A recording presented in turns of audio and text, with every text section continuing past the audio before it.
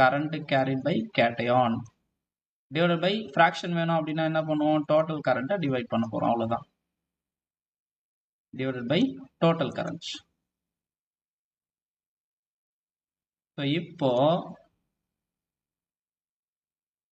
current carried by cation என்னது, the quantity of electricity carried by a particular ion.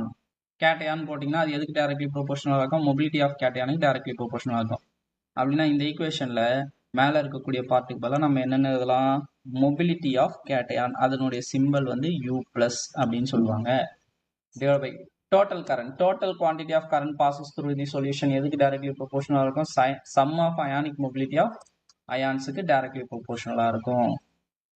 so ionic mobility of total ions அப்படின்னா டோட்டலா என்னென்ன ion இருக்கும், cation இருக்கும் போது ஆனையான் இருக்கு, அது ரெண்டுத்தோட அயானிக் மொபிலிட்டியும் ஆட் பண்ணீங்கன்னா this is what